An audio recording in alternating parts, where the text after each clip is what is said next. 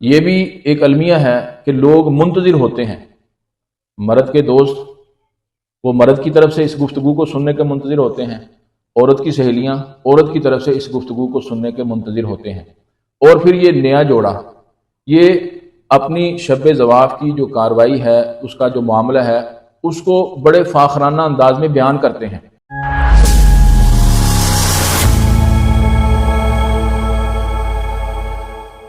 السلام علیکم ورحمۃ اللہ وبرکاتہ۔ آج ہم ایک بڑا ہی اہم مسئلہ اس کی طرف توجہ جو ہے وہ اپنے ناظرین کی کروانا چاہتے ہیں۔ ہمارے معاشرے میں یہ بیماری عام ہے،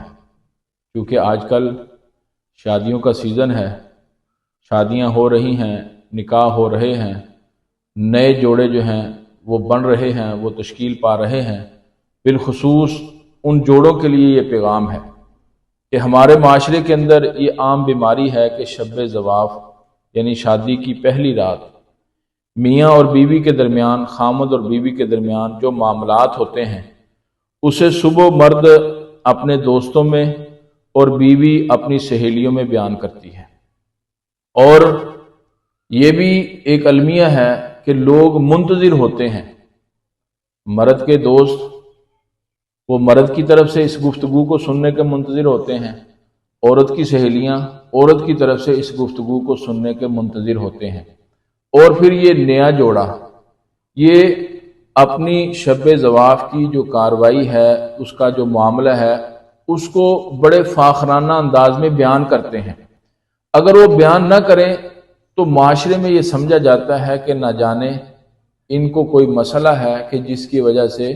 انہوں نے کوئی بات، کوئی کارگزاری، کوئی سلسلہ وہ ہمارے سامنے ذکر نہیں کیا۔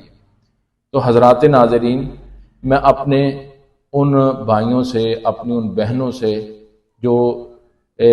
اس سلسلے کے ساتھ منسلک ہو رہے ہیں، ان سے یہ گزارش کرنا چاہوں گا کہ خامد اور بیوی کا جو معاملہ ہے یہ ایک راز ہے جس کو اللہ رب العالمین نے خامد اور بیوی کے درمیان ہی رکھنے کا حکم دیا ہے۔ خامد اور بیوی کے علاوہ ان کے معاملات کا کسی تیسرے بندے کو علم تک نہیں ہونا چاہیے، کسی تیسرے بندے کو ان کے معاملات کے اندر انٹرسٹ نہیں ہونا چاہیے، نہ ہی انہیں چاہیے کہ وہ کسی تیسرے کو ان کے متعلق، اپنے معاملات کے متعلق آگاہ کریں۔ تو الحاصل کہ جو لوگ یہ برا عمل کرتے ہیں، خامد یا بیوی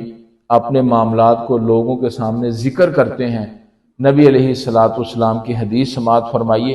جس کے راوی سیدنا ابو سعید خدری رضی اللہ تعالیٰ عنہ ہیں کہ نبی علیہ السلام نے فرمایا ان من اشر الناس عند اللہ منزلۃ یوم القیامہ، فرمایا قیامت کے دن مقام اور مرتبے کے اعتبار سے وہ شخص بدترین ہوگا اللہ کے ہاں، فرمایا یفضی الی المرأۃ وتفضی الیہ ثم ینشر سرہا، فرمایا جو اپنی بیوی کے ساتھ رات گزارتا ہے اور فرمایا پھر بیوی کے ساتھ کی ہوئی باتیں، کیے ہوئے معاملات، فرمایا ان کو لوگوں کے سامنے نشر کرتا ہے، لوگوں کے سامنے ذکر کرتا ہے، ایسا بندہ فرمایا قیامت کے دن اللہ کے ہاں مقام اور مرتبے کے اعتبار سے سب سے برا ہوگا۔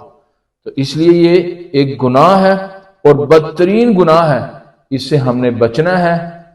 خامد اور بیوی ان کے جو معاملات ہیں یہ ایک راز ہے، ان کو اپنے اندر ہی رکھنا ہے، اپنے سے باہر نہیں نکالنا۔ تو میں امید کرتا ہوں کہ ہماری اس گزارش کو ہمارے بھائی جو ہیں وہ سمجھ کے انشاءاللہ عمل کرنے کی کوشش کریں گے۔ وما توفیقی الا باللہ۔